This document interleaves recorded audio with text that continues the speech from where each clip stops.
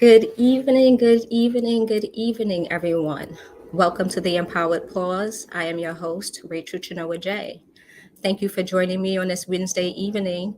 As usual, I'll tell you a little bit about Speak Initiative before we jump into today's topic of is it permanent, personal, or perfect? Right? So Speak Initiative is a excuse me, a nonprofit organization that was started over a year ago, and whose mission is to reduce the stigma around mental health care and suicide in our communities. SPEAK stands for Suicide Prevention Through Empowerment, Action, and Kindness. And as you can see by the banner below, you can find us on all social media platforms. The Empowered Pause is one of the programs that are just under our empowerment philosophy, and we have a number of other programs that are coming up and that we've already done, including the 90-day intensive, the Fearless Start, and our wellness sessions. So if you feel like you want more information about Speak Initiative or anything that we're doing here, you can feel free to reach out to us directly via email, via any of the social media platforms. Okay. Also, before we get started, Speak Initiative is looking for guests to actually be a part of the Empowered Pause. So if you have a story, which we all have a story, if you have experiences with mental health challenges, or either you're a speaker or a listener, you can be on either side of the coin, and you want to share your experiences or maybe your healing journey or any suggestions or ideas, or just be a part of this experience so that we can get the word out and let people know that one one, they are not alone, and two, that there's always help out here, and Speak Initiative is one of the ways that help is available. So now that we've done the house cleaning part, last week we talked about suffering and life, and this is going to be a recurring theme probably because life is what it is, a bunch of experiences, some up, some down. Sometimes it feels like around in circles. So I was having a conversation last week with my therapist, actually. And sometimes when we're spinning out of control or we're feeling a lot or whatever the case may be, I was reminded that nothing is permanent, nothing is personal, and nothing is perfect. And that actually comes from the Buddhist belief that that are the three marks of existence. So impermanence is anicca, suffering or dissatisfaction is dukkha, and not of self or not self is anatta.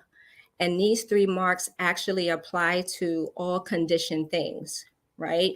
So as I went deeper into thinking about this idea that nothing's permanent, nothing's personal, and nothing's perfect, I came across Ruth King, who is actually an author, an educator, and a meditation teacher who founded her own organization, Mindful of Race Institute.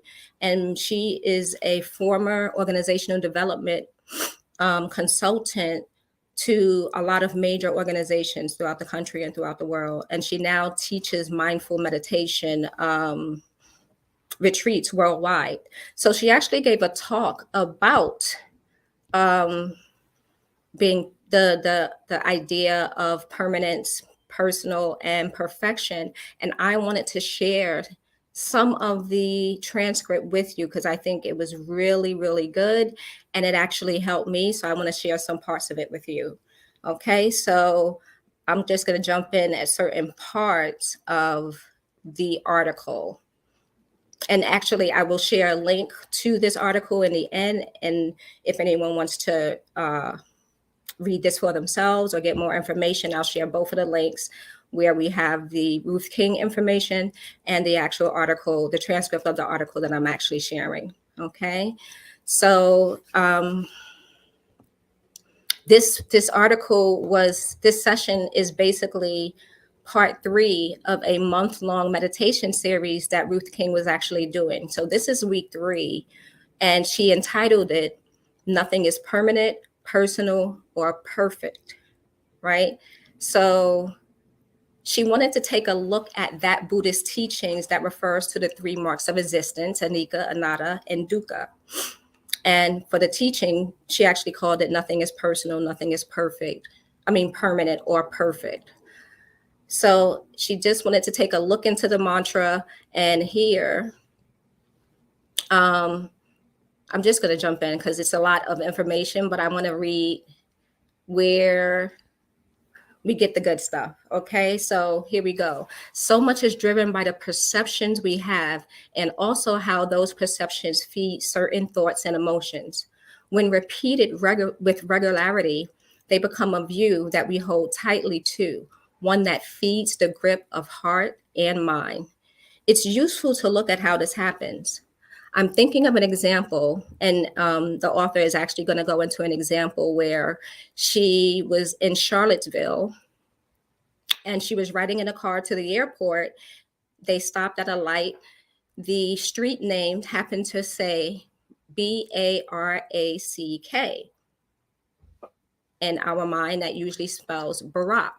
So she was excited to see that, what she thought was a street name after our president at the time was actually, she personalized it. She was proud of it. She was elated to see it. She could hardly stand on her feet. And she said to the person who was driving her, how incredible that there's a street name here named after the president.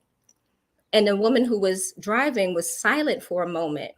And then she said, well, in these parts, we call that Barracks Avenue, not Barack, even though it was spelled the exact same way. So it's about our perception, and that we were personalizing, that she personalized this actual moment in time, right? So she goes to say, I was so convinced that it was Barack, yet I didn't have it right. It shifted everything. So in that moment, I felt sobered to be kind of shocked out of my conviction, a conviction that was feeling good. It was pleasant.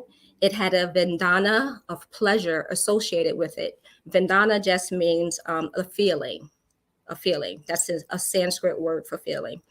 It had a vandana of pleasance associated with it, but I was wrong. It wasn't Barack. It was Barracks Avenue.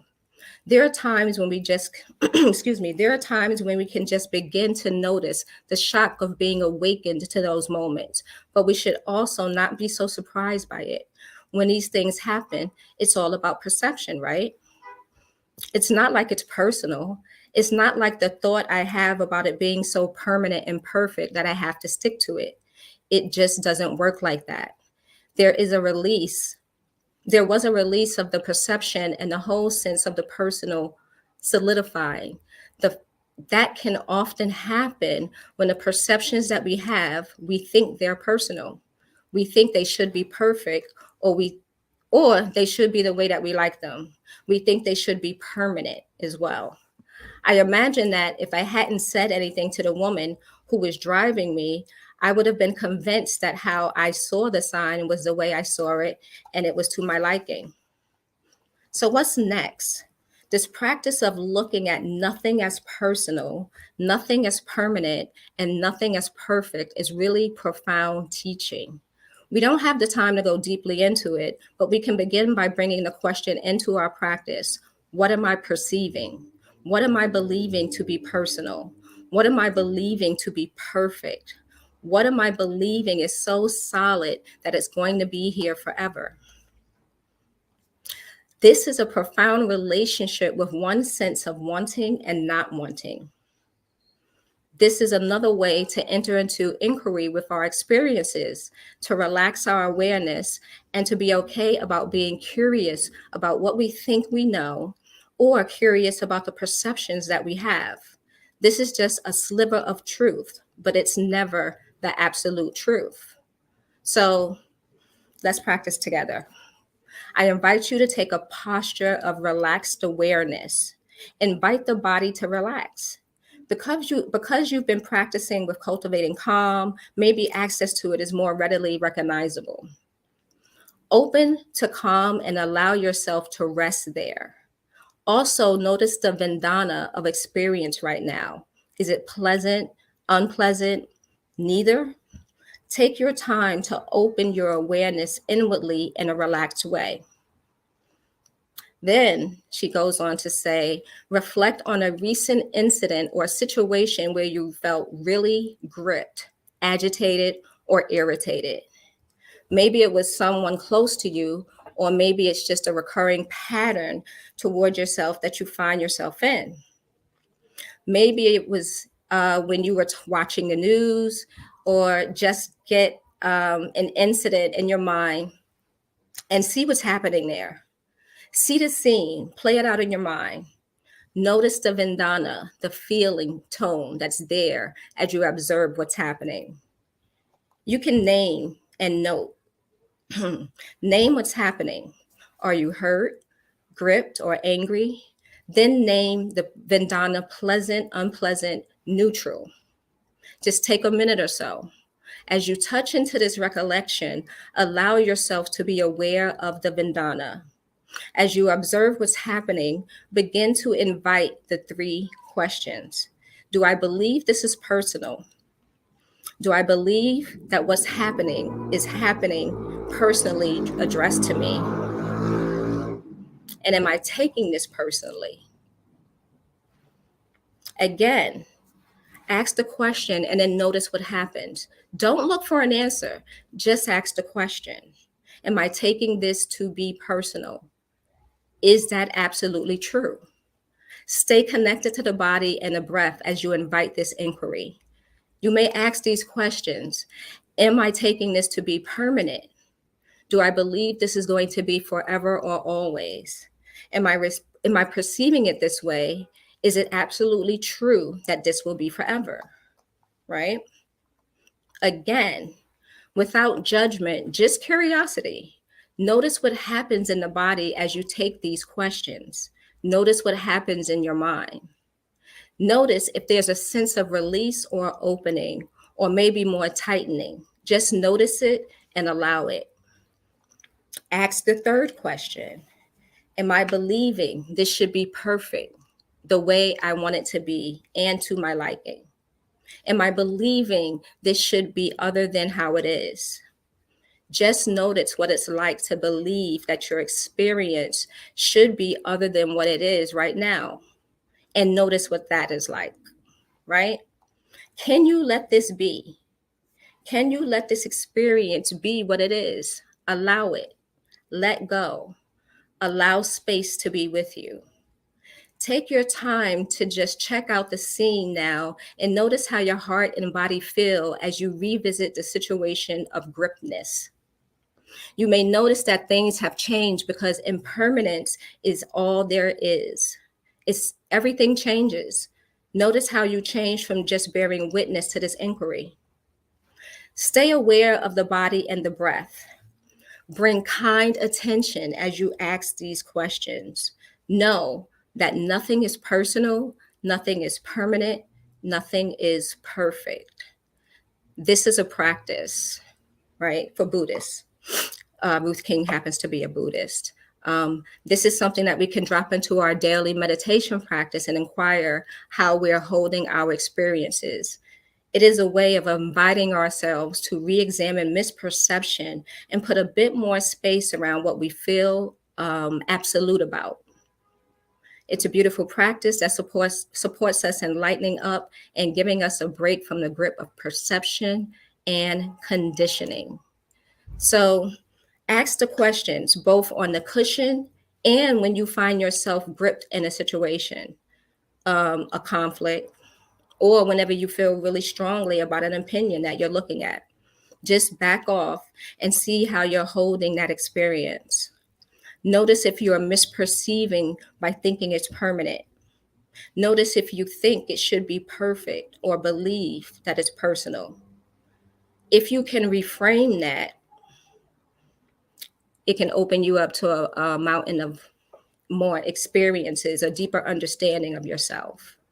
So that was the short talk that Ruth King shared at this meditation series. That was a few years ago now. Again, I will put the link in the comments for everyone to see if they choose so to watch the video or read the transcript yourself. But I wanted to offer those questions because these are questions I ask myself on a regular basis, but to use the practice um, to change, to help change in yourself, right? To not feel so overwhelmed and gripped and out of control and triggered when things are not the way they go, they that you should think they should go for us, right? Or for you, right? So is it permanent?